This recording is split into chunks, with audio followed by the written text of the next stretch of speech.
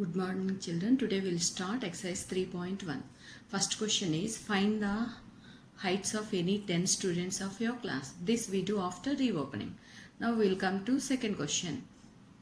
Organize the following marks in a class assessment in a tabular form. These are the marks given. Which number is the highest, which number is the lowest, what is the range of the data, find the arithmetic mean. Already how to tabulate you have done in 6th standard using tally marks. The same thing again we do here. So now how to tabulate. Now you see now you see clearly these are the given marks. Here the given marks are from mark 1 is the least and 9 is the highest. So now we arrange them in a tabular form.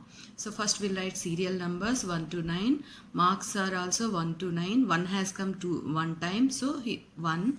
2 has come 2 times, so 2. 3 has come 1 time, 1. 4 has come 3 times, so 3.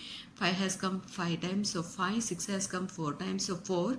7 has come 2 times, so 2. 8 has come 1 time. 9 has come 1 time. So now, which number is the highest? So 9 is the highest mark, so 9. Which number is the least? 1 is the least mark, so it is 1. What is the range of the data? You know, range is nothing but highest mark minus lowest mark. Highest mark is 9, lowest mark is 1. So range is equal to 8.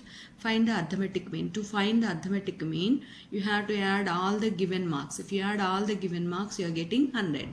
So arithmetic mean is equal to sum of the marks by number of marks. Number of marks are 20 and sum of the marks is 100. So that is 100 divided by 20 is equal to 5. Now we come to third question. Find the mean of the first 5 whole numbers. So in class 6 you have whole numbers. So what are first 5 whole numbers? 0, 1, 2, 3, 4. So mean of first 5 whole numbers is sum of these numbers by how many numbers we have here. Sum of the numbers is 4 plus 3 plus 2 plus 1. So that is 4 plus 3 7, 7 plus 2 9, 9 plus 1 10 divided by we have 5 numbers. So 10 divided by 5 is equal to 2. So mean of first 5 whole numbers is equal to 2. Fourth question I will give you homework. Now we will come to fifth question. Fifth question is, it is a table. Following the table shows the points of each player scored in 4 games. Player A, he played 4 games. In game 1 14 marks, 14 scores. Game 2 16. Game 3 score is 10. Game 4 score is 10. B also played 4 games. In game 1 his score is 0. In game 2 his score is 8. In game 3 his score is 6. In game 4 his score is 4. C played only 3 games. So game 1 his score is 8, game 2 his score is 11, game 3 he did not play, game 4 his score is 13. So now you have to answer these questions. Find the mean to determine A's average number of points scored per game. To find the mean number of points for game C, would you divide the total points by 3 or by 4y? We have to divide it by 3. Y means he has played only 3 games. That's why we divide it by 3. B played all the 4 games. How would you find the mean? So we find the mean of B by adding all these scores and by dividing it by 4 because he played 4 games. And next we have to find who is the best performer. Now we'll come to question. Average score of A is equal to sum of the scores by number of games he played. So his scores are 14, 16, 10, 10. If we add, you will be getting 50, 50. And number of games he played is 4. 50 divided by 4 is nothing but 12.5. 4 goes into 50. 12 times 4 12s are 48. Remainder is 2. You put a decimal point here, you will get a 0. 4 5s are 20. Next. So C played only 3 games, so total points is divided by 3. B played all the games, so total points is divided by 4. Average score of B is equal to 0 plus 8 plus 6 plus 4, that is 18 divided by 4. 4 goes into 18 4 times. 4 4s are 16. 18 minus 16 is 2. Put a decimal point, you will get a 0. 4 5s are 20. So B's average score is 4.5. Now we have to find third bit. Who is the best performer? To find who is the best performer, we have to find average score of C. C played only 3 games, so his scores are 8, 11, 13. We have to add 8, 11, 13 and we divide it by 3. 8 plus 11 is 19, 19 plus 13 is 32 by 3, which is equal to 10.666. So A is the best performer. Now you will do 6th, 7th and 8th homework. I will teach you 9th one. Now 9th question. Here 9th question is, the height of 10 girls were measured in centimeters.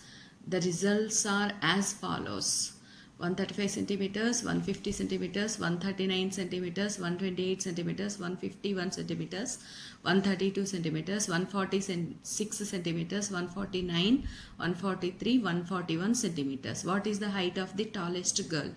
Here you can see height of the tallest girl is 151 centimeters. What is the height of the shortest girl? So height of the shortest girl is 128 centimeters. What is the range of the data? If you subtract height of tallest girl and height of shortest girl, you will find range. What is the mean height of the girl? Add all these and divide by 10. How many girls have heights more than the mean height? That we do now. So now here, height of the tallest girl is 151 centimeters. Height of the shortest girl is 128 centimeters. Range of the data is equal to highest height minus lowest height, which is 151 centimeters minus 128 centimeters, which is equal to 23 centimeters. Mean height of the girls is equal to sum of the heights of the girls by total number of girls. So sum of the heights, if we add all these heights, we will be getting 1414.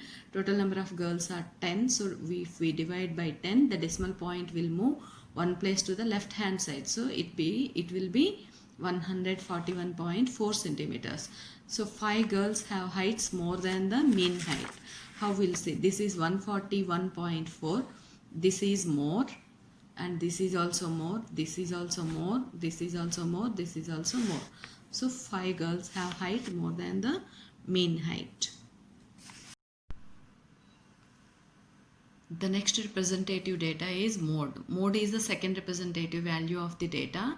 The number which is repeated many times is called mode. So the mode of the set of observations is the observation that occurs most often. That means repeated many times. The number which is repeated many times, that is called mode. Even sometimes you will have 2 modes for the same data. If the data is more, observations are more, then by making the frequency table we can find the mode.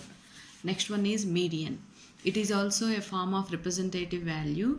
It refers to the value which lies in the middle of the data, with the half of the observations above it and half of the observations below it.